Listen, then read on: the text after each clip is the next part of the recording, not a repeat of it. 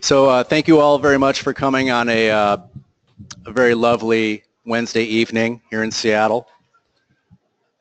And Happy New Year. Well, my name is Patrick Nugent with Solar Washington. Many familiar faces here tonight. So thank you very much for coming as always. Wanted to also, as always, thank our sponsors and members for making this possible, for helping us to do what we do each year. 2017, we had a productive year. We had our, under Solar Washington's jurisdiction, for lack of a better word, we put on the Solar Summit for the third time. And we look forward to doing a lot of good things in 2018 as well. We just had board elections, have 3 new board members, 5 returning board members. So we look forward to doing a lot of good stuff, as I mentioned, in 2018. So other than that, let's get right into the programming tonight. What we'll do is we'll start with Scott Gibson from Snohomish PUD. We'll take a little bit of a break. So you can do some more networking, and then Linda Irvine from Spark Northwest will speak after that. So let's bring up Scott Gibson, Principal Engineer at Snohomish PUD, who will present on SnoPUD's Energy Storage Program. All right, well, good evening, everyone. Thanks for having me here on this. Okay. Is that and walk around with it and okay. Oh, I am, so I better just leave it or I'll probably rip it off. Let's see if I'll just try to make it work. I'll stay close to it. Well, good evening, everyone. So my name is Scott Gibson. I work for Snohomish PUD. I actually am in the generation group, been with the PUD for about 17 years. And I've been incredibly lucky to be able to work on some really cool projects. When I started at the PUD, I got to work on our tidal project, tidal generation project. Unfortunately, it got a little too expensive and we had to cancel it. But it was going to be a really fun project to work on. Right now I'm helping to commission 2 hydro projects. We're going to be finishing those up this month and next month down in PSE's territory. Pretty fun, kind of run-of-the-river hydro projects. No storage, but kind of the new type of hydro projects that are being built, another type of renewable energy. And then my next project is a microgrid with battery storage and solar. So that's the project that I'm going to be talking about tonight. So pretty fun stuff. So I'm going to talk for probably about 20 to 25 minutes, and then Susie Oversby is going to come up and talk about. So I'm going to talk about the battery storage and microgrid, what we're doing there, and then Susie is going to come up and talk about what we're doing program-wise for solar. So we'll get going with this. So for our agenda, I'll talk a little bit about who the PUD is. How many people live in Snohomish County? Is everybody King County? So everybody's King County. Wow. Oh, okay, so far away. So I actually I live in King County, but I work for Snohomish County. So I'll give you just a little bit of a background on who Snohomish PUD is, why we're doing energy storage, and then I'll talk about Mesa, the modular energy storage architecture. It's actually a standard for batteries that's really important, and it's actually started from SunSpec. I'm sure a lot of you are familiar with SunSpec. So that'll explain why we've named our projects Mesa 1 and Mesa 2, and then Mesa 3, the third energy storage project, which has evolved actually into the microgrid that I'll be focusing on. And then I'll give a little bit of just some tidbits on what I know about kind of the state of the industry for batteries. Solar, you guys can probably check my numbers, make sure I have those right. And then I'll talk a little bit about EVs and why that's important to our project. And then Susie will come up and talk about program stuff. So who is the PUD? So Snohomish County, PUD, we're the electrical utility for Snohomish County and Camano Island. We're about 341,000 customers. Electric customers, about 20,000 water customers.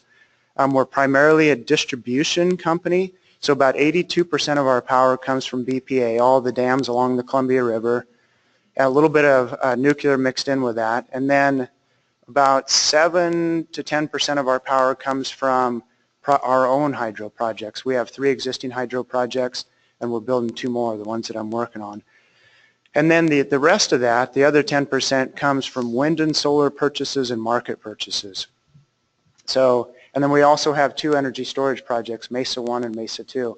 So why are we doing energy storage? Well, for 2 reasons. I'm sure you're familiar with the Washington Energy Independence Act, I-937. So that requires that by law, Washington State utilities have to have 15% of their electricity from renewables by the year 2020. So that means we have wind and solar as part of our mix. Unfortunately, hydro doesn't count as part of that. So the other piece of that is our commissioners have a climate change policy that encourages a mix of renewables, wind and solar. So all of that means that we have wind and solar as part of our portfolio. And wind and solar are great, however, there's an issue. And this slide is really just going to show you what you already know. Sometimes the wind blows, sometimes it doesn't, sometimes the sun shines, sometimes it doesn't, especially during the winter. So our general manager and commissioners recognized back in about 2012 that in order to incorporate all these intermittent renewables onto the system, variable renewables onto the system, we needed to start looking at energy storage, a way to store it to be able to use it when it's not there. But as they started looking at it, they realized that it was expensive, and it was expensive for a couple of different reasons. One, the market was brand new back at that time. It's now evolved quite a bit, and we'll talk more about that. But the market was new, batteries were expensive, but there were also no standards, no interconnection standards, no standardized way of connecting the batteries together, no standardized way of having everything connect or communicate. So that meant that every battery storage project was a one-off, one-of-a-kind system. So this next slide will kind of help explain what that means. So for your battery, the backbone of your battery storage system is your batteries. And then you have your power conversion system, the part that takes that DC, converts it to AC and back from AC to DC to charge up your batteries, all the stuff that you guys already know. And then you have an energy control system that sits on top of that.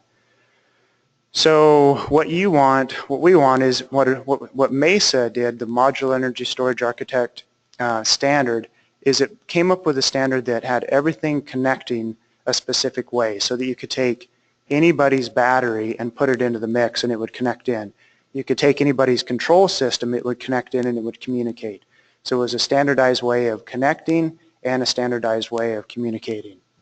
So gives you a little bit of an idea of what the Mesa standard is. So these are all the members of the Mesa Alliance. Yeah, go ahead. It is, yes. Yeah, dispatchable. And I'll talk a little bit about that, how they're being used. But yeah, it's dispatchable for peak shaving, transmission congestion, demand response, things like that by us. Yeah, and I'll get into that a little bit more. But so we started off, so our general manager and our commissioners started working with local utilities, PSE, I know there's some PSE people here, a company called One Energy, Doosan, some other companies, to develop this standard, and they created the Mesa Alliance. It started off with 9 members. Now we're at about 27 to 28 members. And the PUD used to be the head of the board, but now it's an employee of Duke Energy, which is the largest utility in the state. So it's gone from kind of a regional standard to an international, nationwide standard. And there's actually people from all over the world that are companies from all over the world, Japan, South Korea, that are buying into this standard. So this is a way for us to drive the costs down. And so as the market evolves and costs come down, things get standardized, battery systems will become more cost effective for utilities. That's the hopes of it. So now you know what Mesa is, and that's how we named all of our projects. Our first energy storage project is Mesa 1. So it was 2 megawatt, 1 megawatt hour lithium ion system, commissioned in 2015. You can see, back up here. So here are the battery containers, and I'll show you what's inside of these. So we have a Japanese company, and we have a South Korean company. So we chose 2 different battery manufacturers, 2 different companies to help prove out the standard, so that 2 different manufacturers using that standard could talk to the control system and the power conversion system. So you got power conversion here, you got transformers, and you got control systems here. They're all talking to those 2 battery management systems. And those are dispatchable, and then there's a control system sitting on top of that our energy control dispatchers can then talk to these batteries and dispatch them. We have morning peaks and evening peaks. Everybody's getting up in the morning, firing up their coffee pots, cooking breakfast, getting everything going in the morning. We have a morning peak when everybody's getting ready in the morning, then things kind of flatten off. And then when everybody's coming home, we have an evening peak. And so what our dispatchers can do is discharge the batteries during those morning peaks and the evening peaks and reduce the amount of energy that we have to buy on the open market and reduce our costs. So that's a way for energy storage systems to pay for themselves. So here's what the battery containers look like inside. These are lithium-ion batteries. So right here, and so if you open up one of these doors here, this is what you see inside. And then when you drill down even to a smaller level, these are the battery packs inside here. So there's different types of battery packs. You have cells that look like this. So like a Tesla S has 7,000 of these batteries. They're all just bundled together, tied together to get the right voltage, the right current. So these are called cells, and these are called packets. And then there's another form of battery container. It's called a pouch, and it looks like a bag, and it's full of the battery electrolyte, the lithium, and everything else that's in it. So just 3 different types of battery enclosures. So as I said, right now this battery is being used. We're using it for energy arbitrage, to buy energy. Really, we aren't buying energy low and selling it high. We're just reducing the amount of energy that we have to buy it on the open market.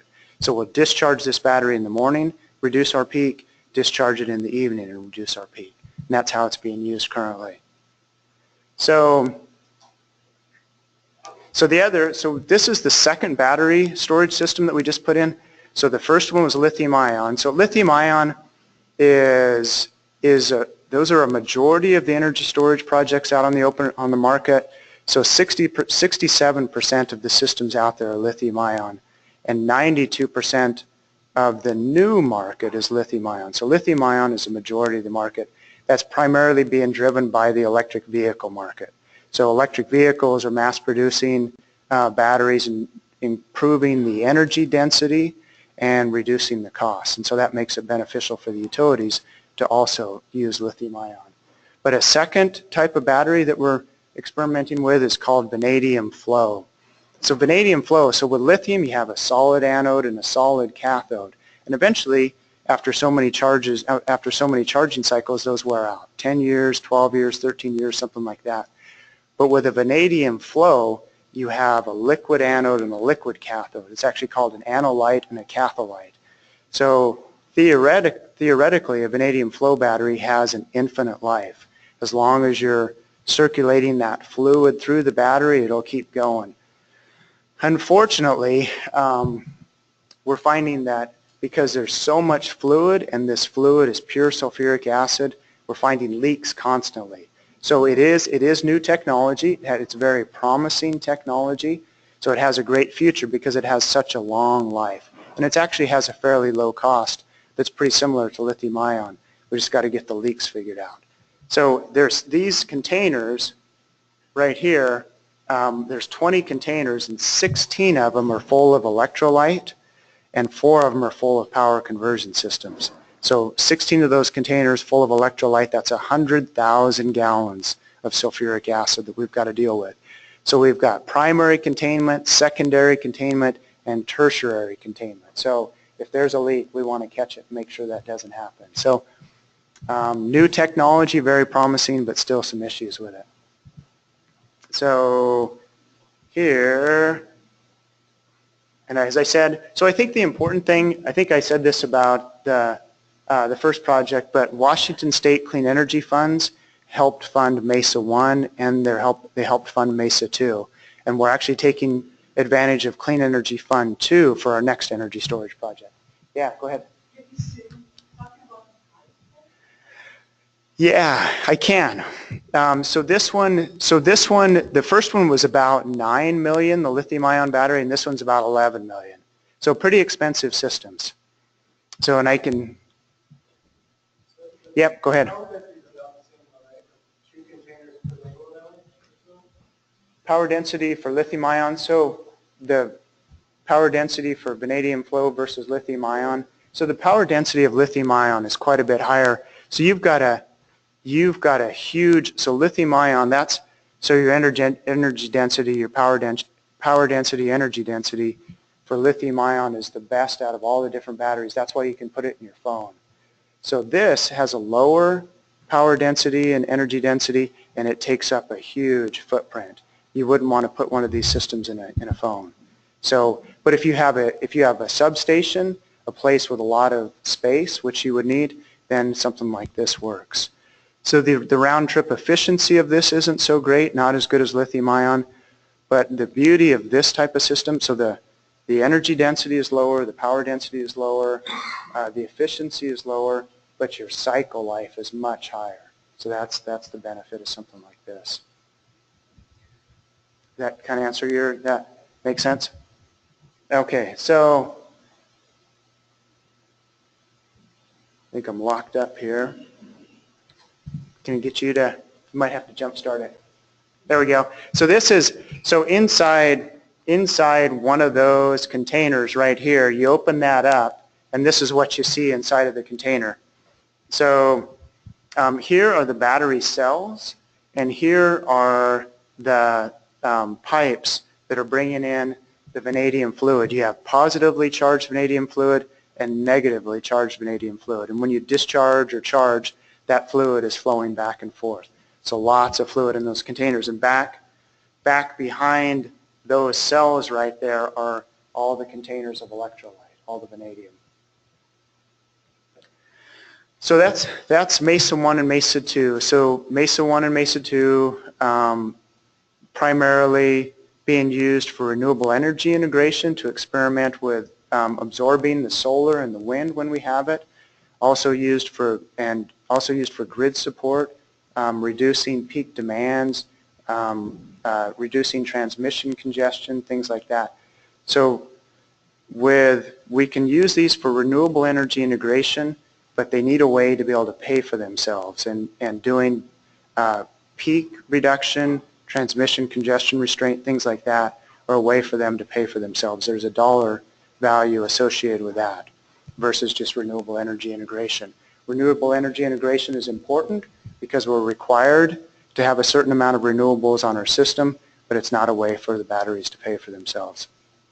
So Mesa 3, our next energy storage system. So our general manager said, you know, we have Mesa 1 and Mesa 2 that are doing renewable energy integration and grid support. Now we want to build an energy storage system that does all the things that a battery can do. And this kind of helps to explain what that means, what I'm talking about by that.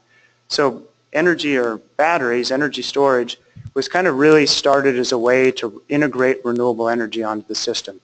Store it when it's there and put it out onto the system when it's not there, or smooth it when the sun's going back and forth behind the clouds, or when the wind's blowing and it's blowing and then going away, blowing and going away. So that's where battery storage was originally started, its original use. But then utilities realized that batteries with a flick of the switch could provide grid support, voltage and frequency support. So the same reason that a Tesla S can go 0 to 60 in 3.2 seconds, now 1.9 seconds. So that same reason that you can have all that power instantaneously, the utilities can use that power for grid support, voltage support, frequency support. And that's a way for it to actually pay for itself. And then also, we want to use our battery. Batteries can be used as a backup power source, an emergency generator. So instead of having a diesel generator, a gas generator, you can have a battery sitting there full of electrons. And if you have a power outage, windstorm, earthquake, something like that, instead of having a diesel generator that provides your backup power that you have to keep putting gas in, we're going to have a battery attached to a solar array. So really it's kind of a solar-powered emergency generator system. And so that's how we're going to experiment with this being a microgrid and use this for disaster recovery and grid resiliency. So the other thing that we're going to experiment with is, are you guys able to hear me, or should I get closer to this? Is that Probably, is that a little bit better? You know, maybe I'll just hold it. Yeah, I think that's better. Yeah, I'm just going to hold it. So we're going to, the other thing we're going to experiment with is electric vehicles. So electric vehicles are really just another form of energy storage. So what we want to experiment, we're not going to experiment with the public-facing electric vehicles, but if we have electric fleet vehicles and our big battery is starting to go dead, let's say there's an earthquake and we're trying to power up something in the middle of the night, and our big battery is starting to go dead, but we have some fleet vehicles that are sitting there that aren't being used, we can discharge those fleet vehicles and just use them as another chunk of battery. So that's what V2G is. V2G is charging and discharging. So those became the 4 uses for our next energy storage project.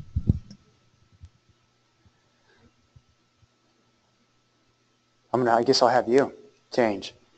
There we go. Okay, so these became, so we were developing this project, and these became our use cases. So we're going to use this for disaster recovery. Everybody's heard of Cascadia Rising. Everybody knows that eventually we're going to have an earthquake. So if we do have this big giant earthquake and the grid's down for 2 to 3 months, we want to be able to power up a facility for engineers, for office people, to be able to support the crews that are out rebuilding the grid. So this energy storage system would be the backup power source for that building. We also want to experiment with renewable energy integration. We're going to have a 500 kW solar array that's connected to it, and the battery will be used for solar smoothing. And then in order for the battery to be able to pay for itself, we've got to do something that recovers some of the costs, and that's going to be grid support and ancillary services. So that'll be its day job. In the event of an earthquake, it'll be used as an emergency generator. Its day job will be renewable energy integration when the sun's shining, when it's not shining, and then as a way to pay for itself, we'll be using it for grid support and ancillary services. And then, as I said, we're going to also be using it to figure out how to integrate electric vehicles onto the system. Yeah, go ahead. So I know that there's a cost or a depreciation cost associated with batteries. Whenever you do the V2G stuff. Yep. So I talked with Tesla's CTO, and he suggested, maybe we shouldn't do V2G. Instead, we should just shift when charging happens. Have you guys thought about that as a solution? Well, so that's a great question. So if you're talking about public vehicles, so we're not going to do this for public vehicles because it does degrade. When you discharge that battery, batteries only have a certain number of cycles. If you discharge that battery, you start to take away some of the life of that battery. Mm-hmm. And so for public-facing vehicles, you've got to come up with the right price signals that will encourage people to allow you to use that battery to the benefit of the grid. We're not going to do that. I think for our area, that's quite a ways down the road. I think utilities are experimenting with that. I think that's a tough thing to figure out the economics. What we're going to do is experiment with fleet vehicles, the vehicles that we own, that we'd be using on a day-to-day basis, and we don't have to worry about the number of cycles, the warranty, those things. We own the vehicles. And it would really be, we wouldn't be using that electric vehicle on a day-to-day basis to support the grid. It would only be if there's a big earthquake, a big disaster, and we need to use that electric vehicle to supplement our big battery. But yeah, does that kind of answer your question? Yeah, I think I have a simpler path forward. I'll talk with you offline. Okay. All right. Love to talk to you about it. And a quick note, when we do questions, please ask the questions, but we do have a webinar going on tonight, so we have people in the audience, so just raise your hand. I'll get to the mic as quick as I can. Okay. All right, so let's keep going. So out of those goals and the use cases, we came up, and it was also budget driven too. So these became the components of our system. So we're going to have our microgrid. I'm not sure if I really did I define what a microgrid is? Does that make sense? I'm not sure if I said that. Does everybody understand what a microgrid is?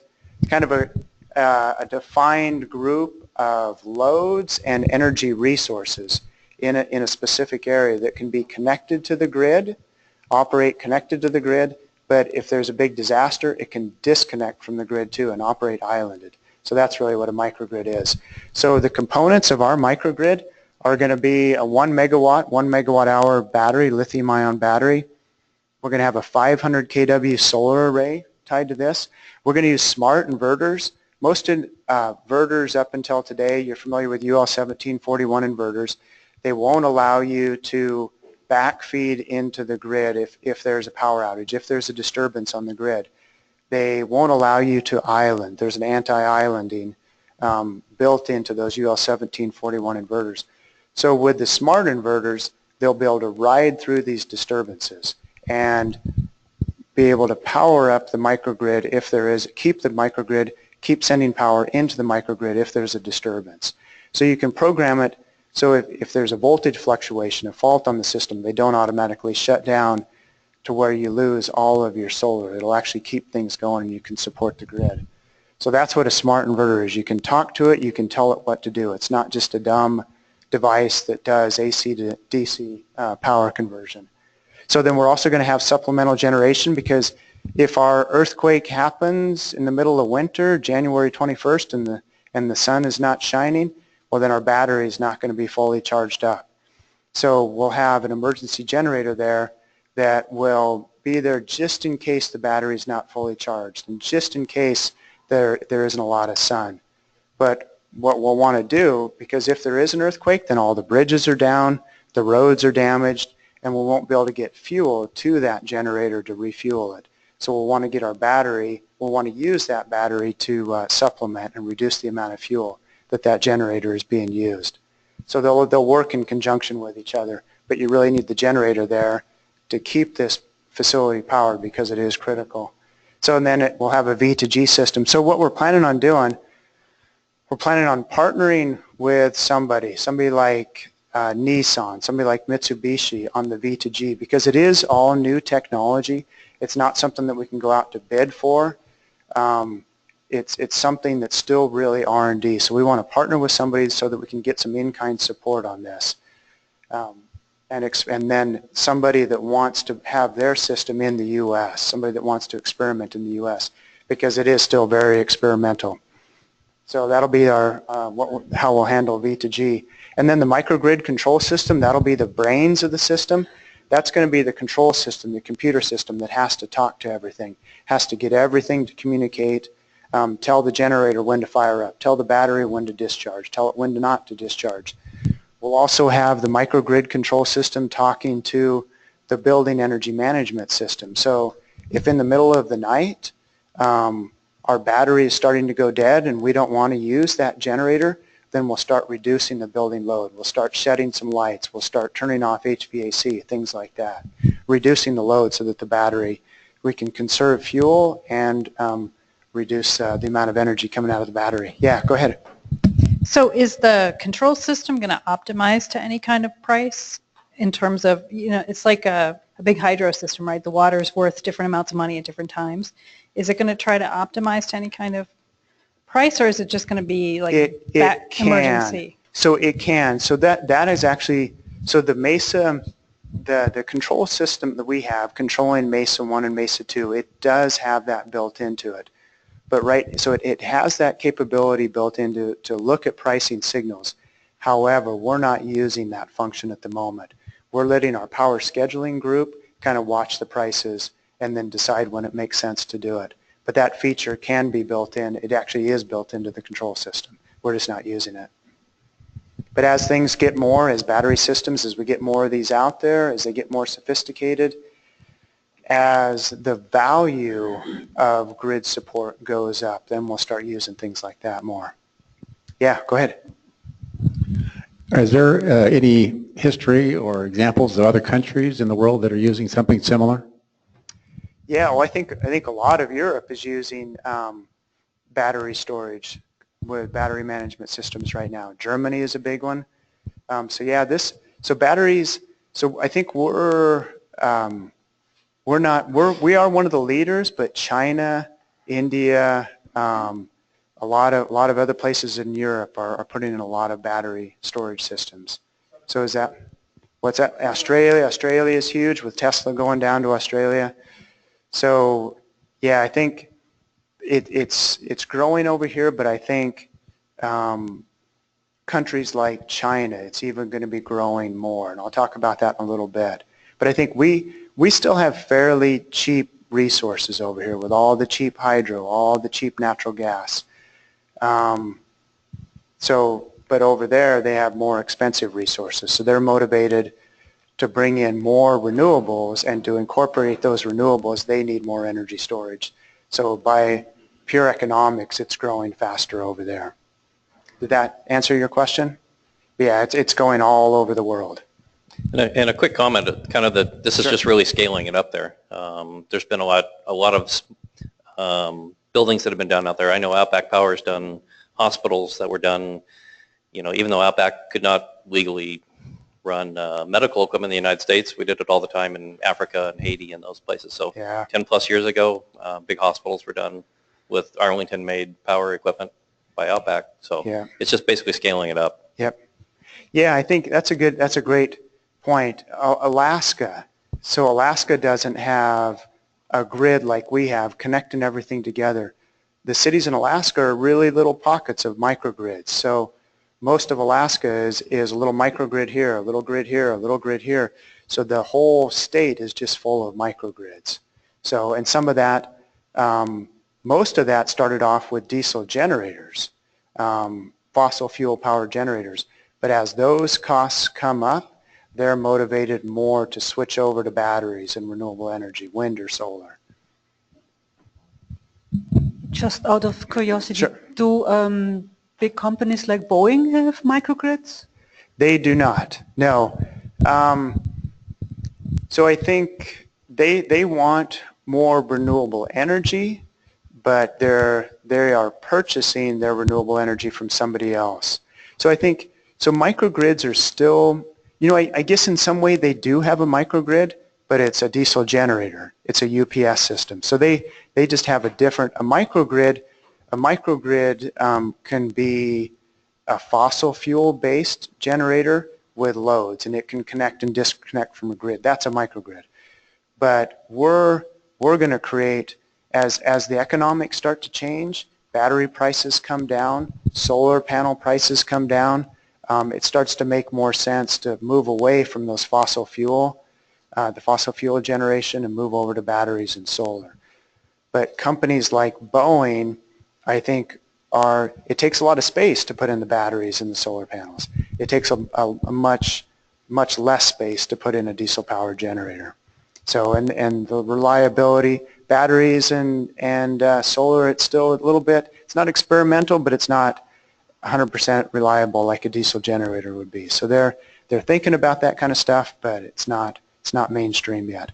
But I think one of the things, I was actually at a conference just a couple of weeks ago, and there was a hospital down in Georgia that built a microgrid system so that when hurricanes would come in, they actually disconnect from the grid, go islanded so that there's no threat of a power outage when the hurricane comes in and starts blowing. So their little microgrid, which is fossil fuel based, will disconnect from the grid. And they're starting to add batteries, they're starting to add some renewables, but their load is such that it's more cost effective for them to use fossil fuel at the moment. So yeah, people are thinking about it, but it is still expensive. So move on to here. So here's a little diagram of our system. So as I said, we have a battery, we have our charge controllers, power conversion systems, we'll have a solar array, we'll have a V2G system, still it's kind of hard to see, pretty high level. We'll have our microgrid controller, we'll have a local area network so that everything can talk. We'll have a fossil fuel based emergency generator, so just in case those batteries are not charged up, just in case there isn't enough sun to charge them up. We'll have a connection to the grid, and here you can see that all of this stuff, this is our microgrid. The thought is that if there's an earthquake, if there's a disturbance and something happens to the grid, we'll be keeping this local office powered. But we're also going to build what's called a Clean Energy Technology Center. So that's going to serve two purposes. It's going to be a place where we can test this microgrid before we connect into the local office, before we build and connect into the local office. And it'll also be a place that once this is built, the public can come and see this technology. We'll demonstrate this technology. So we'll talk about where generation comes from. We'll talk about energy efficiency. We'll talk about batteries. We'll have solar panels there so the whole public can see how this technology works. So this is anybody familiar with where the Arlington Airport is? So we're actually about 5 or 6 years ago, we bought 26 acres there. So the airport is right here. I-5 is just a few minutes to over here on the left-hand side. So very, very conveniently sited. So we bought the 26 acres primarily as an office site. But then we decided, this is also, we have enough space there. This is a great spot for the solar array and the batteries. So we're going to take about 3 or 4 acres over here. That'll be for our solar array, for our batteries, and our Clean Energy Technology Center. So yep, go ahead.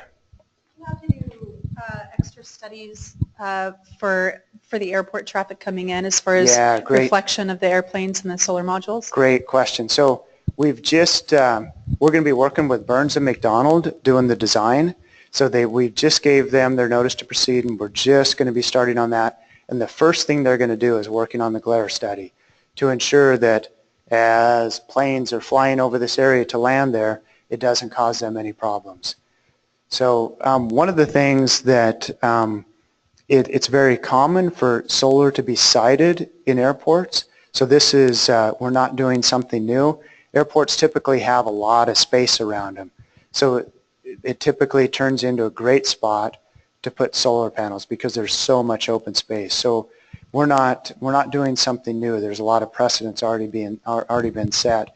And I think the good thing about solar panels is they soak up the sun, so they don't reflect the sun.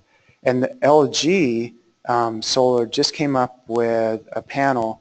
You're probably familiar with this, but it's all black. So so no aluminum, nothing to reflect the sun. So we might be looking at something like that, an all black panel, something that soaks up more of the sun and reflects less of it back if the metal around the panels does become an issue for us. But yeah, it's a good question. Yep, go ahead. Is your office building that's being designed for Arlington, is it going to be integrated into the county's emergency management planning? No, nope. So we had enough budget to buy enough battery and solar panels to power up our building. So in order to power up other buildings, we'd need a bigger battery and more solar. But one of the good things about this is they will learn about it. They'll learn about how to build one, what the costs are, how to operate them, what they do. And if Snohomish County Department of Emergency Management wants to build something, or the airport wants to build something, well, then they might want to build a smaller version of this, but they'll learn from us what the costs are and how to do it. So I think there's going to be a lot of demand response, emergency response agencies that are going to be looking at this, because I think with earthquakes somewhere in our future, there's a lot of people that are trying to figure out how do we power up our infrastructure and keep things going as we rebuild things. And microgrids are a great way to do that. So, yep, go ahead. Excuse me, I have a question. Do you have any idea or project in the future to make partner with Intel, because you have a lot of improvement, R&D in battery, wireless charging, they do a lot of improvement. I know I have many friends work at Intel and they work on this side. So is any partner in the future or now with Intel, like to have like benefit, how they have the technology to be developed, like for the battery, how I can make more saving. So are you talking about battery safety, how to make them? No, not for safety, like I have more saving in the energy, I can benefit from that. They have a lot of improvement, they have a lot of research. Yeah, I'm sorry, I'm not understanding the question. I am asking about, sorry. Yeah, no worries. My question is, do you have any projects now on the future to make partner with the Intel, because they have a lot of research and development in battery And this is what I hear from my friends. They work at Antle. So I'm still not following, I'm not following the governmental? Antle company. Governmental? Are we No, partnering with Antle company. Antle. Intel? Are we partnering with Intel? Yes. Oh, are we partnering? Okay, I wasn't sure if you, I'm sorry. Yeah. It's kind of hard to hear with the echoes and everything. Until they have a lot of improvement and research and development for the battery. Yeah, so we're not, that's a good, we're not partnering with anybody to build this. We're actually, so we're getting funding from the state, from the Department of Commerce. They're very interested in promoting projects like this, so we're going to get funding from the state, and then we'll use that funding to hire an engineering firm. They'll put together the design for us, and then we're going to go out to bid. So we won't be sole sourcing, we won't be partnering with anybody to build it. We're actually going to be writing a spec, and then we'll go out to bid and pick equipment, and then based on that equipment, we'll hire somebody to install it.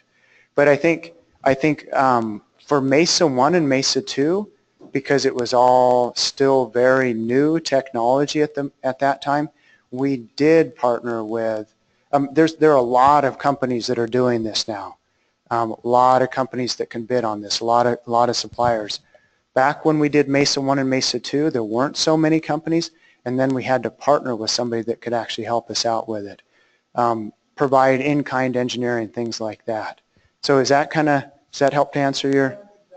If we were a private company, since we're public, we have to go out to bid. We have to go out and pick low bid. If we were a private company, then we might look more into partnering with somebody to get new technologies out there. Yeah, so. All right, so keep going here. Okay, so kind of high-level project info. So as I said, we're getting funding through Clean Energy Fund 2 from the state. There are 5 utilities that are actually, the state asked for projects for this, for the Clean Energy Fund 2. 5 utilities. There's Snohomish PUD, there's Avista, Seattle City Light, Energy Northwest, and Opalco, which is San Juan Islands utility. So these 5 utilities are all going to be building microgrids, all within the next 2 to 3 years. And as we move forward, we're all going to be comparing notes on who's using what batteries, who's using what controllers, and then at the end of this, we'll all provide Commerce reports on how these systems work, so that they can then send them out to other utilities so that people can learn from this. So that's kind of the purpose of the Clean Energy Fund 2, to experiment with these technologies. They're not really mainstream yet, still a little bit experimental, so they got to figure out how they work, what the costs are, what the benefits are. They're going to learn from our projects, and then that information is going to go out to the public, to other utilities. So our schedule is 2018, this year, we're going to be working on design and site preparation. 2019, we're going to start construction, be finishing up in 2020, doing data collection and reporting. We've actually hired the University of Washington to collect data and put together our reports with a focus on the economics. What's the economics of solar in the Northwest? What's the economics of batteries in the Northwest? What are the economics of using microgrids for grid resiliency and disaster recovery, things like that. That'll be the focus of their reports. So they'll also help us with modeling and planning on the front end too. So, and as I said, we've hired Burns & McDonnell to be our design firm. We went through kind of an RFQ process, request for qualifications, interviewed a lot of engineering firms. Burns & McDonnell had hands down the most experience with microgrids. I think just the team that we picked to do our design had built, just this team had built 12 microgrids. So everybody else, all the other engineering firms had done some batteries, had done some solar, had done some other control systems, the bits and pieces, but nobody had done as much as Burns & McDonnell. So we would have learned with these other engineering firms if we would have chosen them, but we're going to get to learn from Burns & McDonnell. Burns & McDonnell the military actually had a program called Spiders. So the military experimented with microgrids a few years back, and Burns and McDonnell was their engineering firm. And Spiders was a way for the military to use microgrids to reduce fuel usage on bases. So if they had a remote base where the grid was not reliable, the grid would go away quite often, and then they'd have to end up running on diesel-powered generators. Or if they were just way out in the middle of nowhere, always having to run off of diesel generators. Well, that's expensive for the military. So the military wanted to experiment with using solar and wind and batteries to reduce their fuel costs. So I think their motto was more fight, less fuel. So that was kind of the motto of Spiders. So Burns and McDonnell helped them with that system. And so we're going to get to learn from what the Spiders program did. That will hurry up and get through this. So some of the industry changes that are going to benefit our project. U.S. solar growth, 88% in 2016. Solar is booming. So solar is booming and the costs are coming down. That's going to benefit our project. So we put together a cost estimate for solar panels. We're hoping that when we actually go out to bid, those costs are even going to be lower and we'll be able to afford more solar. So that's the hopes. Costs keep coming down. Panel efficiency keeps going up, which means that we can use fewer. So maybe the panels that we might have bought a few years back might have been 17 to 18% efficient. Now they're in the low 20s. So that means fewer panels or more that we can afford. So solar inverters, as I was saying, they've become smarter. They don't prevent islanding. It's not just a UL 1741 device that if there's a disturbance on the grid, it kicks off. Now there's smart inverters that we can talk to where we can actually use the solar to benefit the grid, keep the grid going in the event of a disturbance, provide voltage support, provide frequency support.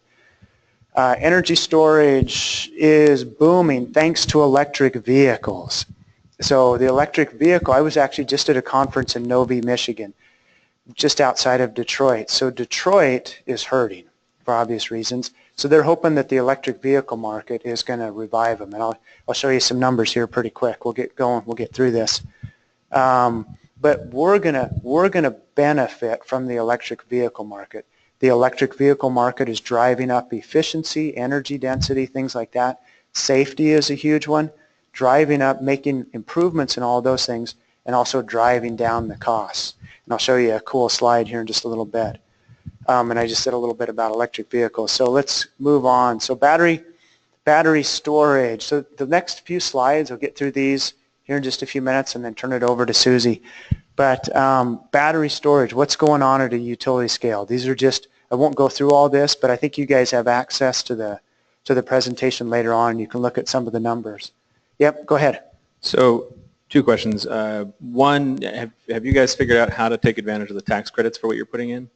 For solar? Yeah, for solar and batteries connected to solar. I'll let Susie talk about that. So I'm the engineer that gets to build it, to make it work, and then Susie gets to take it and figure out the economics. Second question, I was wondering when you were saying that you guys hired the University of Washington to study this and see the effect, how effective microgrid is, what basis are you guys using for total installed cost for the solar portion of that? Because that seems like that would fluctuate that wildly. You mean, yeah, so you mean the dollars per watt? Or, yeah, dollars per megawatt. Because it strikes me that, for instance, if the University of Washington is studying this and assuming it's going to cost $5 a watt to install solar versus $2 Yeah, a watt. So we spent a lot of time, credits. That's a great question. So we spent a lot of time, as we developed the cost estimate for this project, we spent a lot of time talking to solar installers. And then doing a lot of reading. So what we've based ours on is $3 a watt for the solar, fully installed cost.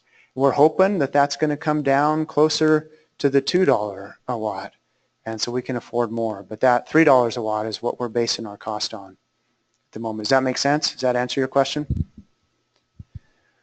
So battery storage, how much, probably what do I have? What time do we have a hard stop at? And I should be done.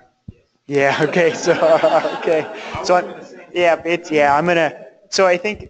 gonna stop because we did have some time for questions. Is that right? Yes. But we've kind of used up that time, haven't we? Yeah, Okay. we'll probably take a refreshment break in about 15-ish minutes or so. Okay, so give me 5 more minutes. Give me 2 more minutes, and I'm going to hand it over to Susie. So I'm not going to go through this, that you guys can actually look at it on your own, but I think it's important to see that peak demand for the U.S. is 840 gigawatts. Battery storage is still only about a gigawatt. Total energy storage, there's a lot of energy storage out there. It's predominantly pumped storage. There's about 24 gigawatts out there. But battery energy storage is really a small piece of peak demand. Lithium ion is 97% of the current new market. There's a lot of other technologies out there, lead acid, things like that, vanadium flow. I think it's important to note that the U.S. has 12 battery manufacturers. China has 140. So China's the largest car manufacturer in the U.S. In the world. So, and they want to convert most of those vehicles to electric vehicles by about 2030. So they want to, it's not a mandate yet, but there's a proposal that by 2030, China, India, and Europe wants to basically get rid of electric vehicles. I see, what's that? 1 minute, okay, we're done. All right, so then let's just move through this. Actually, you guys can look at this on your own. You guys can look at the numbers on your own, and I'm going to turn it over to Susie. So, sorry, guys. Are you going to make this presentation available on our website? I will. That would be great. Thank you. Hi, I'll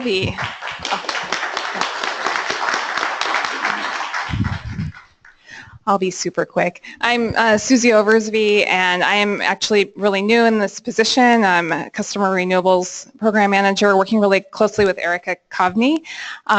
She is the technical expert part of our team. I've been with the PUD for about 10 years in energy efficiency. So I'm just going to touch quickly on kind of the program part of solar. So we think that the Arlington Microgrid presents a really excellent opportunity to pilot a community solar program. We presented this, not me, myself, but presented the idea to the Commission back in the summer and kind of give a framework for what we would be working towards. Basically, selling shares up front, and these numbers are all, they need to be pinned down, as Scott alluded to. We're hoping pricing will actually come down quite a bit by the time we go out to bid. So we were estimating that shares would be about $160 for 50 watts, 10,000 shares. We're hoping that that number goes down quite a bit, because that was based on the about $3.20 a watt estimate. One thing we're interested in is, like many organizations, are trying to figure out how to make solar more accessible to moderate and lower income folks.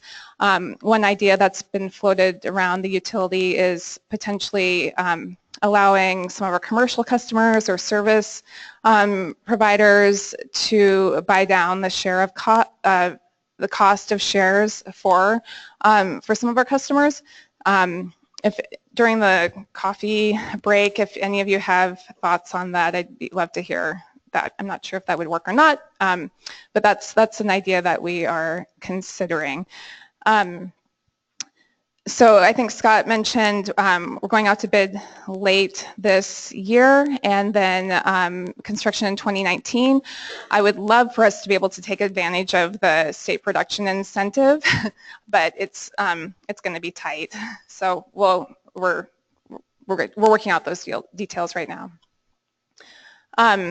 Our existing solar program, many of you probably were familiar with our Solar Express program. It was an incentive program for PV panels. We sunset those incentives in June. Just with the market exploding the way it has, we kind of deemed them those incentives not necessary any longer. We continue to offer net metering. We facilitate interconnection and offer technical support. We have a directory of contractors. I'm sure several of you are on that directory, and we administer the state production incentive. So, yes. Was there a threshold of, is there a threshold or percentage of subscribers or production that was a threshold for you to say, okay, it doesn't need to be supported anymore? Was it a percentage of your energy production, or how did you come up with that? I am not sure. Erica, do you? Sorry, thanks.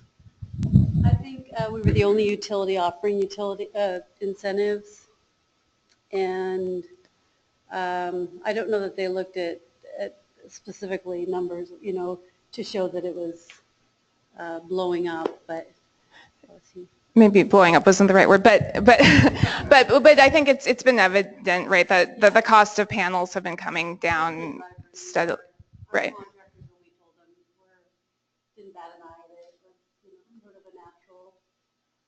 And we were the only utility in the state, I believe, who were still offering incentives, so that was another signal. But if there are other questions, maybe we can talk over cookies and coffee. Any questions right now? Or does everyone want to get to cookies and treats? I think cookies and treats are winning here. Thanks. All right, thank you. Yeah, so let's take like a 10-minute break. There are refreshments back there. There are no cookies. So I don't know where you got this cookie thing from, okay? I didn't bake any cookies last night. So for you folks listening remotely, do what you want. We'll be back in 10 minutes. Go have some cookies.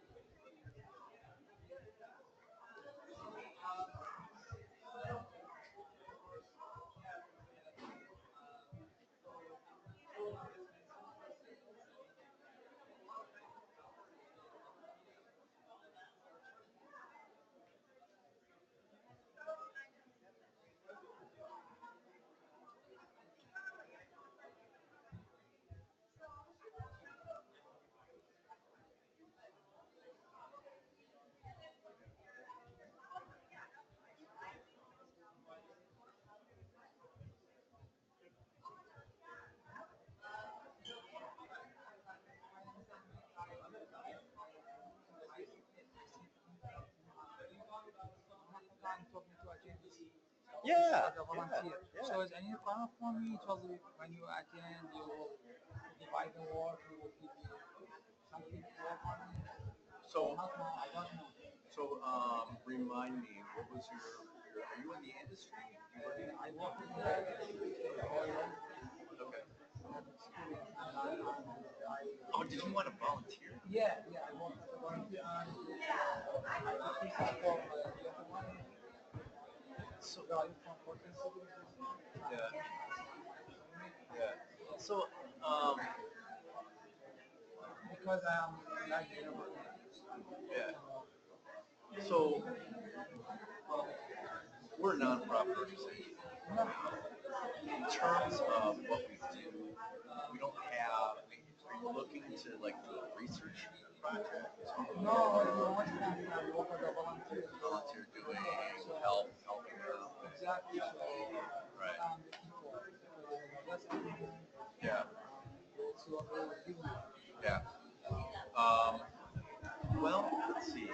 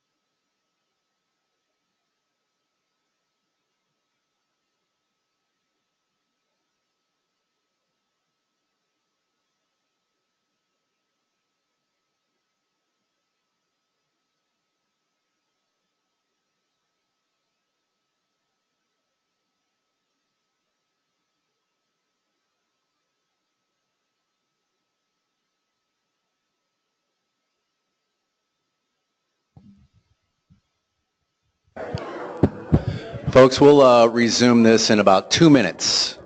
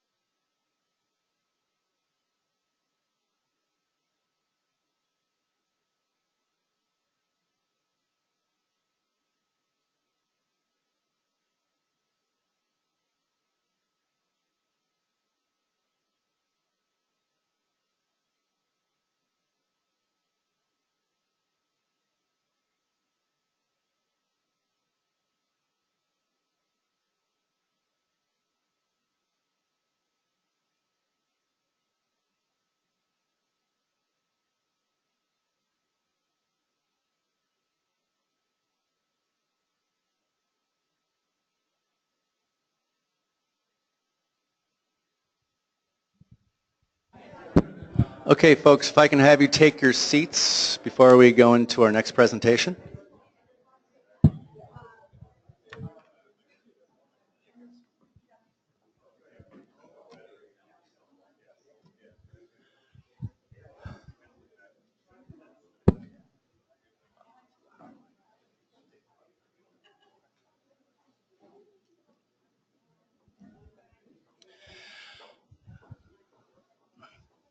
So our next presenter tonight is Linda Irvine from Spark Northwest and a former Solar Washington board member. And she will speak about the SolSmart program, which is a Department of Energy program recognizing cities for taking steps to reduce costs for solar entry, solar adoption. So she'll speak about various cities in Washington State that have been recognized as SolSmart cities. Linda.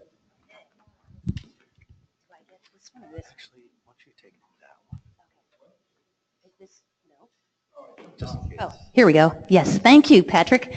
Well, it's really nice to be back at Solar Washington after a vacation of sorts. I'm Linda Irvine. I'm the program director at Spark Northwest.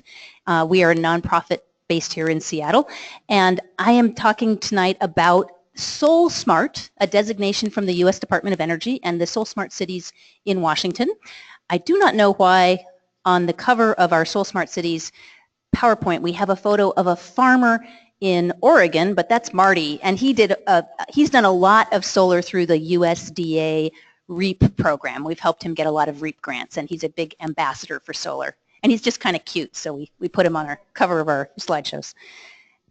So a bit about Spark Northwest. You may not have heard of us before because we changed our name from Northwest Seed, but we are the same company, and our mission is to create communities powered by locally controlled, affordable, clean energy. And we've been doing that for, nigh 18 years now in Washington and Oregon.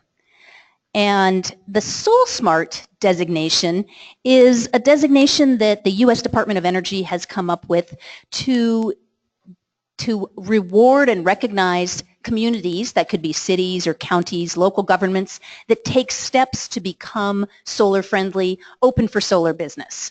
So the categories you see up here are categories in which they offer a menu of actions. So for instance, planning and zoning. You can put language in your comprehensive plan that says that we aspire to install solar on every feasible government building in King County.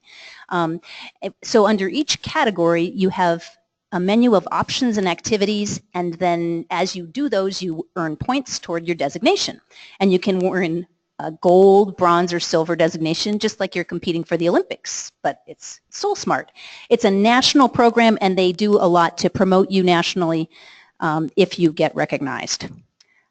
So why should solar installers care? I guess I put this in here figuring some of you in the audience would be solar installers, but basically SolSmart designation program comes with a lot of support that's provided at no cost to the jurisdictions. So they provide a SolSmart advisor, which is a fully funded position that advises the local government on how to achieve these designations. How should we change our zoning language? What do we need to do to streamline our permitting process? Can you show us a template? Yes, we can. So by participating and throwing your hat in the ring to become a SolSmart community, it qualifies you to receive this SolSmart advisor support. And as we go through the menu of options to win your designation, you are basically lowering soft costs for solar installations by improving the streamlining the permitting and the zoning and getting all that governmental red tape out of the way so that people can go solar more cheaply. So let's and why would a jurisdiction go for SolSmart designation? Hi, Heidi. I don't know if you folks remember Heidi Bedwell from City of Bellevue, but she was one of the brave people who raised her hand and said, yes, Bellevue would like to get designated. And they did this partly because they had already done a lot of the work through the Northwest Solar Communities program, but also because they knew that they have ambitious goals for their climate and sustainability, and it's a way to show progress toward that goal. It's a way to show your citizens that you are taking action, and you can measure yourself against the standards that are put out nationwide. So cities are eager to do this sometimes because they want to get that public recognition for the steps that they've already taken. Who has achieved designation? This is a map, bronze, silver, and gold, and you can see there's a big cluster there in Colorado. I think that must be Boulder and Environs, Solar Energy International. But there's a little, this is what we're proud of right up here. This is the cities that have gone solar in Washington. So nationally, 163 cities. In Washington, 4 cities with 2 more in the pipeline. And our first example, the first to achieve gold was Issaquah. The city of Issaquah did some wonderful things. Let's see, I've got to read this because it's quite an accomplishment. They adopted a sustainable building action strategy that has a goal for all municipal facilities to be 100% renewable powered by 2025, with a minimum of 15% of that coming from solar energy. I don't think that's going to be all generated on site. I think that just means they're purchasing, perhaps through Green Direct, renewable energy for their municipal facilities. They've also identified in their code that solar is an accessory land use permitted by right in all zoning districts. So off the bat, solar is permitted in all districts, and they have made it so that a standard residential solar PV installation in Issaquah does not require a building permit. So they've really streamlined their permitting process. They also held a solar workshop for staff, city staff, for permitting and building inspectors, so that the entire staff was trained up on solar and understood the process. And then the other governments that have gone for SolSmart, I just wanted to really recognize that the individuals who made it possible at each of these local governments, because without them it would not have happened. So we've got Issaquah, Megan Curtis Murphy, the sustainability coordinator. On Mercer Island, Ross Freeman, their communications director, has done a fantastic job of telling everyone about their solar program. In Bellevue, Heidi Bedwell, again, one of the early pioneers of the solar permitting checklist, so that it is now being used all across Washington. In Edmonds, Rob Chave, quiet but effective. He's been there since the beginning, helping us run Solarize campaigns and get their planning in order. At King County, Kathleen Petrie, you may think she's with the city of Seattle, but she's actually on loan to King County for a year, and she is kicking butt and taking names and going to have a wonderful getting their permitting process in order for the unincorporated areas of King County. And Langley, this is on here because that's where I live on Whidbey Island, and I figured I could actually help Langley get SolSmart in my spare time. But it's turning out to be pretty hard because they're just a town of 900, and we have one person, Bridget Reynolds, who's the only person in charge of all planning. She's the planning director and staff. So she's got a lot to do. So I'm feeding her templates for updating the comp plan and changing the zoning, but it's going to be, we're still working on that one. So the top 4 have already achieved designation. Issaquah and Mercer Island are gold, Bellevue and Edmonds are bronze, and King County and Langley are in the pipeline, and we're going to get them recognized by March. And why do I tell you all this? Basically, it's because we want to spread the word that more cities should be achieving this, because we want more cities to make it easier to go solar, and Spark Northwest and other solar advisors are available at no cost to cities through this program. So if a jurisdiction would like to explore the possibility of becoming SolSmart, they simply go to solsmart.org and they start a registration process that enables them to qualify for a SolSmart advisor, and that advisor can help them through the menu of options so that then they become recognized. But more important than the recognition, I think, is the process of going through the steps to improve their permitting and zoning and make their jurisdiction open for solar business. And that's all I have to say, other than please do think about jurisdictions you know that weren't listed here and whether they could go SolSmart. You can send them my contact information, or I would be happy to reach out to them and let them know that we have resources available for them to become SolSmart. And we would like to help us accelerate the shift to clean energy, one community at a time. Yes? Good question. It takes at least 3 months and more like 6 to 9 months, depending on how much the jurisdiction has already done. So a place like Bellevue that had already done a lot of these steps, it still took them 3 months because there's a lot of documentation. Advisors can help with that. Yeah. Do you have any feedback on the program's success, like after that status is achieved? Like, is there an uptick in installs? Is there that kind of thing? So you could maybe point that to installers to kind of help garner interest in it? I don't know about the amount of, what happens in those designated communities, other than the fact is they have changed their processes so that it would be easier. Sure. But whether that gets trumpeted. Right, yeah. Got it. Yeah. Thanks.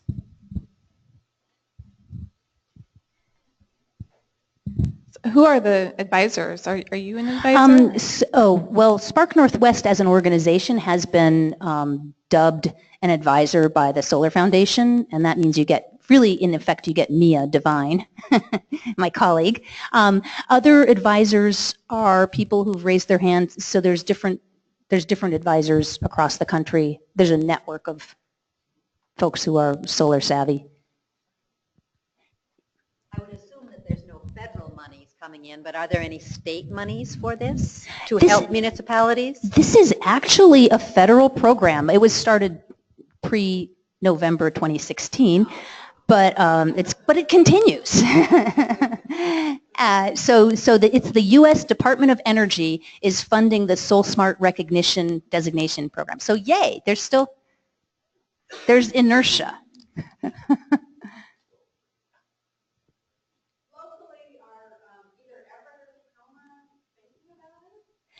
I do not know. We put out I haven't actually asked them, so good ideas. I have a feeling we need to get more cities up there. I know. We would love to have more. Yeah.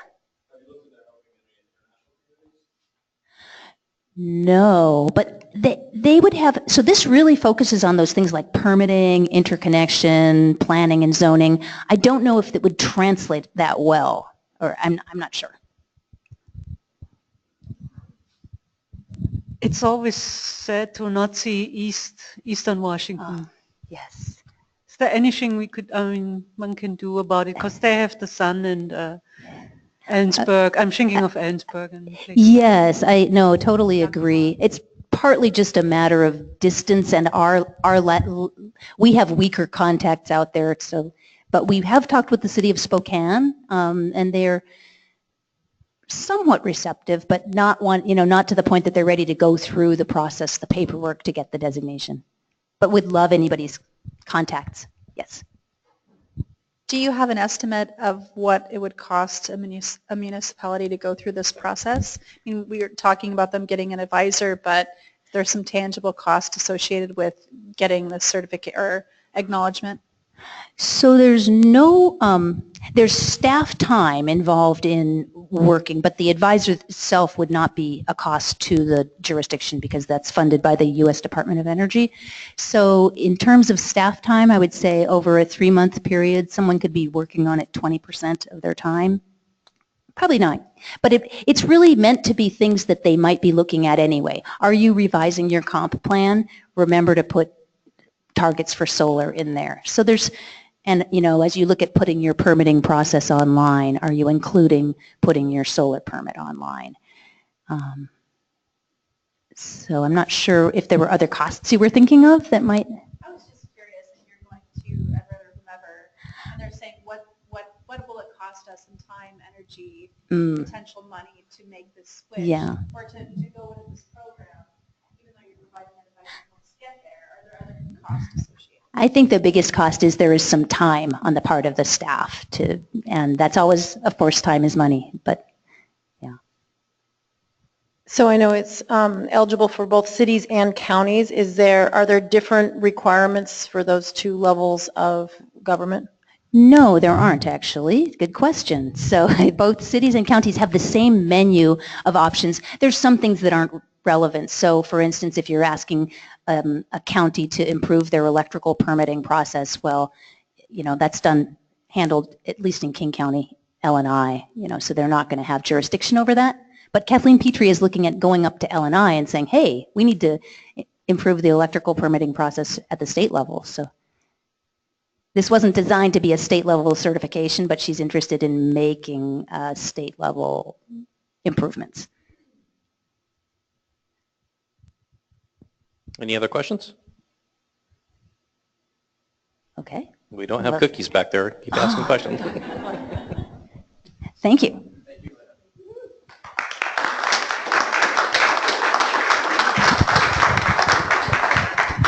Linda, thank you. So before we leave tonight, I want to make some announcements. We have a new slate of board members. I have a cheat sheet here that I'll read off our new, we have 3 new board members and 5 or 6 returning board members, if my math is correct. So our new board members, and we just had an election where the membership voted. Thank you to those who voted. Greatly appreciate it. Linda Esparza, the Energy Services Manager at Franklin PUD, and Jack Newman, who's in Program Management with the International Living Future Institute, and Chandra Ramel, who has served the Solar Indiana Renewable Energy Network and has recently, within the past, I think, couple of years, moved to the Tri-Cities and who's very active in grassroots organizations there. So those are our 3 new board members. Returning board members include Rich Phillips, Britton Reif, Joan Schrammick, Dean Van Vliet, and Craig Wall, some of whom are here tonight. Folks, please stand up and even though they probably know who you are. We have Dean here, Craig, Joan, and Britton over there.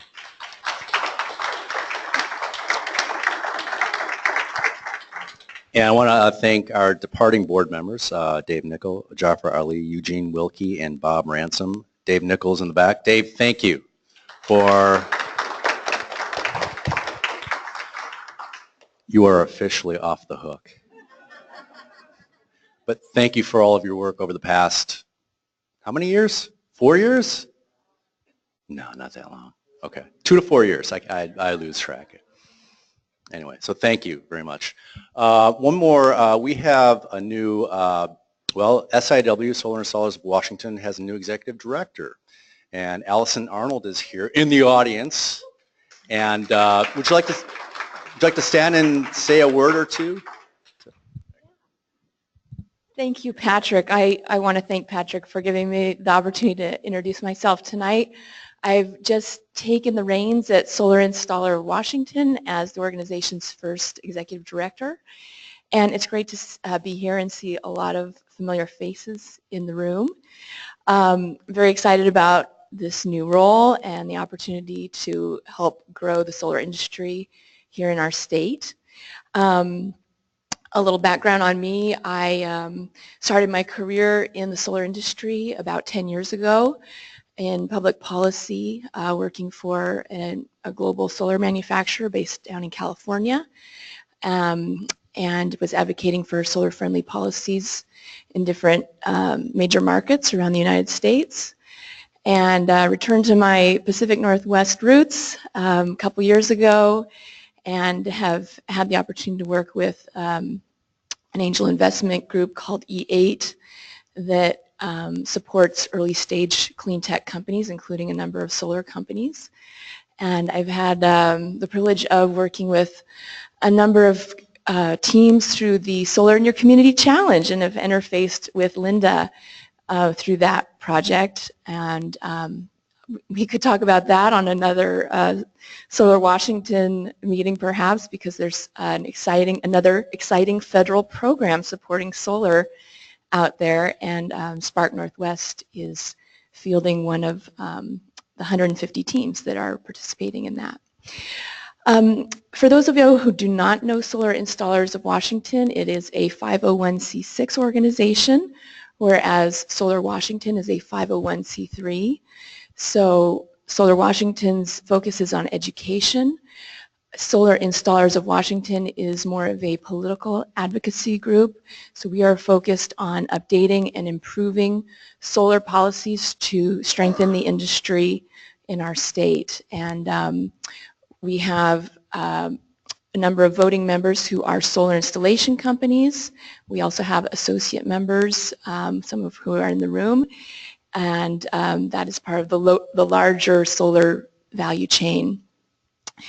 I just also want to take this opportunity to update you, because we have just launched into the short political session, or the short legislative session for 2018 this week, and already bills are being filed, and Solar Installers of Washington is involved in supporting a bill called Senate Bill, and I can't believe I don't have this tattooed on my arm, but it's 6081, sponsored by Senator Palumbo, and the bill makes a number of technical updates to the net metering law in Washington, which was originally passed back in 1998. And chief amongst those is lifting the floor on net metering, which is currently set at 1/2 of 1% of 1996 peak load. So encourage you to get involved in that process. If that interests you, you can learn more about our advocacy work at the solarstrong.org website, and we also maintain the Solar Installers of Washington website. So thanks everyone. Look forward to working with all of you, and appreciated the presentations here tonight from SnoPUD and from Spark Northwest.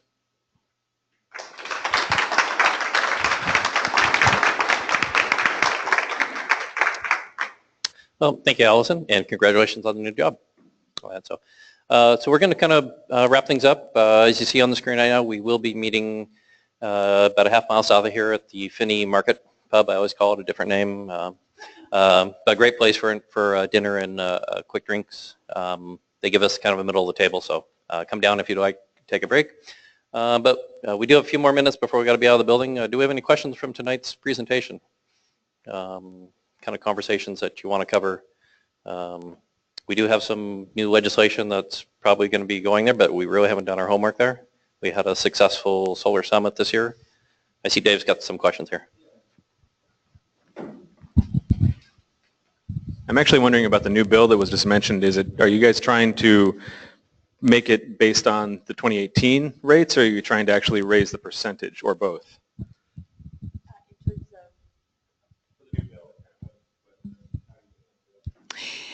Yeah, so as you probably know, many utility territories around the state have exceeded that 0.5% threshold. And so we're looking for revision of that upwards. The current bill completely eliminates all language about any restrictions on net metering. So that's a starting point. We'll start the conversation there. We'll be working with our colleagues at the utilities to figure out a workable solution. Senator Erickson was the chair of the committee in the Senate last year that heard the bill, and I don't know what his involvement will be this year. That committee is now chaired by Senator Reuven Carlisle, who's the Democrat, now that the Senate is controlled by the Democrats.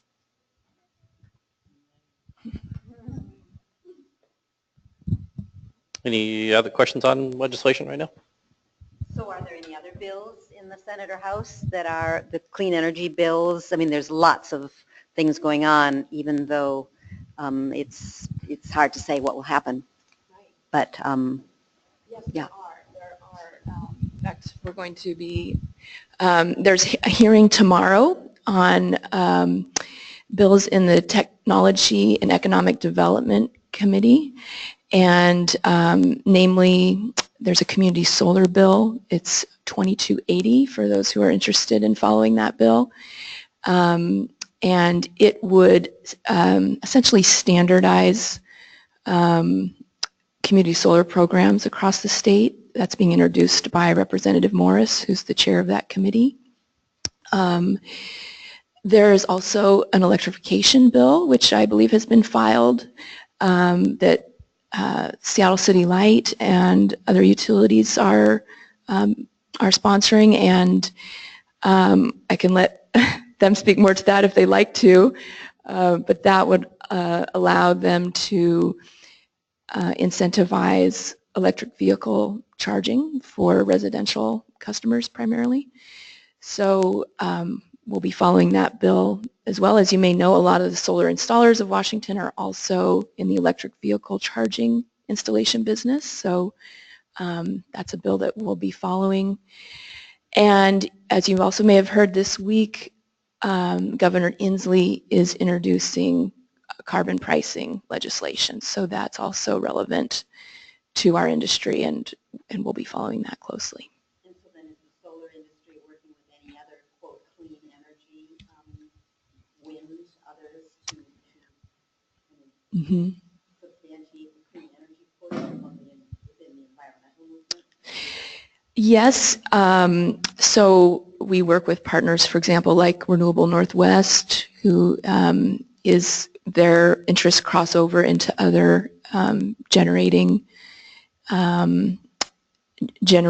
types of generating technology.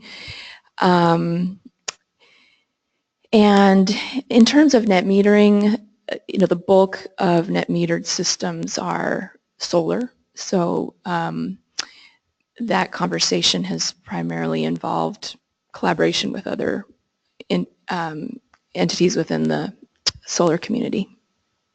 You have a one person right behind you. I don't know. Do you have any comments on that? Yeah, I work in the distributed wind space, so we would definitely be interested in supporting that type of legislation, but the funding to do so in our industry is pretty limited right now. So, but happy to help with advocacy type stuff. That probably won't be making all the treks to Olympia this time. But yeah, we should connect. Okay. More questions here? So I was kind of just mentioning we did have the solar summit. That's kind of why we haven't had a general meeting since long time, July. We missed 2 meetings. One, I think we were scrambling to prepare for the Solar Summit in September, and then our November meeting, we were too worn out from the summit. But the Solar Summit was very successful, I think. A lot of work went into it, probably 9 months worth of work went into it, but we had a good showing, lots of good questions. We tried to round it out as much as we could. Governor Inslee came there and gave a good speech. I think it was about a half hour or so. I'm hoping someone recorded that speech. I was scrambling around, I missed it. So, but nonetheless, I think we had a good success. We want to do that again this year. I think we do want to do it again this year. We're licking our wounds from all the work there, but yeah, it's definitely the energy market's changing. Solar's changing the space, as you can see today. There's Arlington's going to have an interesting solar grid project or microgrid project going in, so it's interesting to see how this works.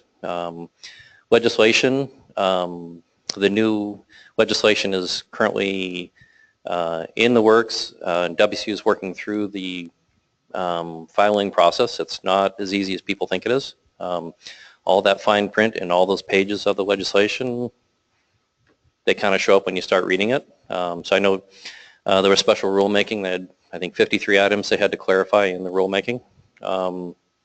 So that's why it's taken so long. That's why applications are just now starting. So it's a complicated process to put it together, but it was a complicated bill to put together to begin with. So nonetheless, it's going to take a while. Be nice to your installers, be nice to your utilities, be nice to everybody, be nice to WSU. It's a lot of work to pick up it's like picking up a bag of sand and trying to hold it back in your arms. It's a little hard. So they have 15,000 systems that need to be requalified per the legislation. So it's not going to be an easy process, so give them time on that, but that will come through on that. So we'll keep you abreast of the information as much as we can. That. I think of more questions we got here.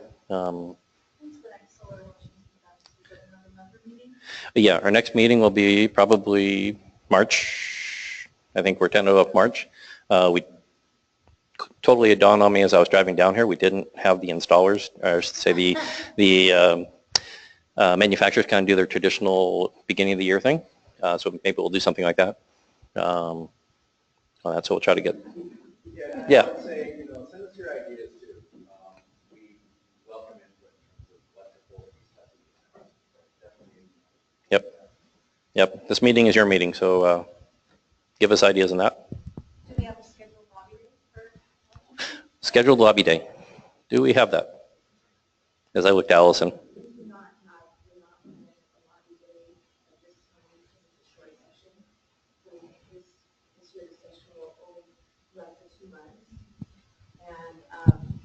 One of the first commitments that the Democratic leadership made was to keep it at 2 months. In the past, it has gone over into special session. So we don't anticipate a lobby day at this point, but you can certainly engage with your legislators individually. And I mentioned the Solar Strong website. That's really a great place to stay up to date on the minute-by-minute developments. And things will be happening very quickly since it's a short session, and people have great ambitions about what they'd like to get done in that short time.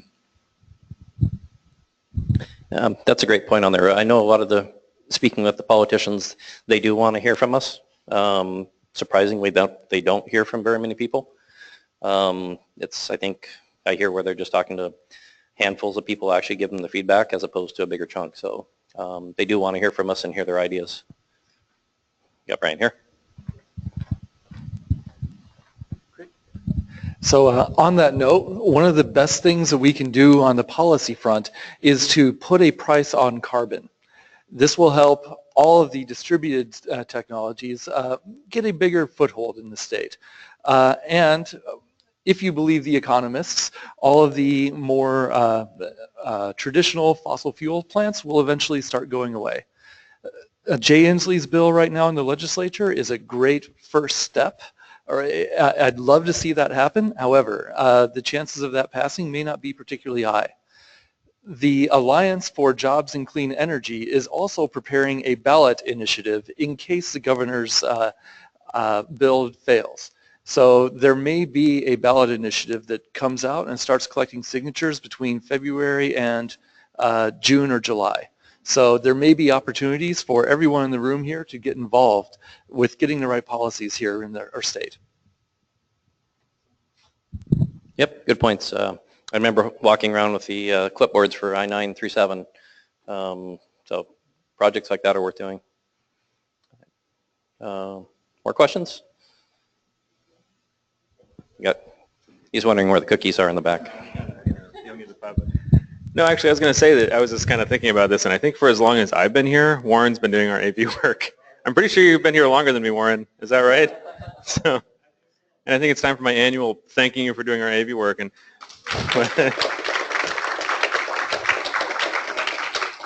a lot of you don't know, too, that Warren's also a talented structural engineer, believe it or not. So we have a structural engineer running our, yeah, it's pretty cool. Okay. Is this building safe to be in during Cascadia? No.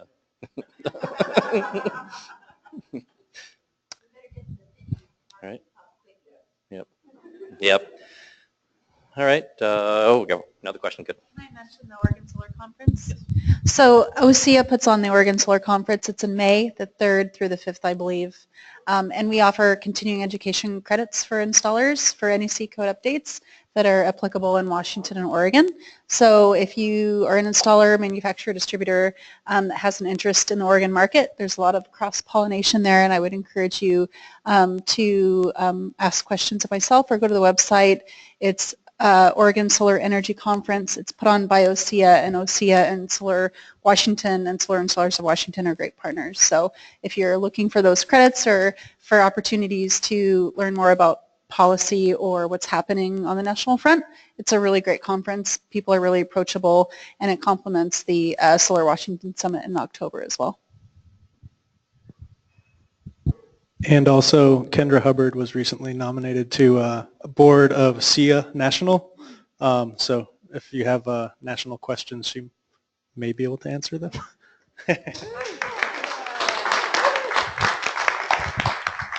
And I highly would recommend going to Oregon for the solar conference. I've gone to several of them. They're great, and they're competition for Solar Washington Solar Summit to be as good as. So it's a very good program. I highly recommend it. More questions here? People are all looking at the Finney market because that's where the cookies are.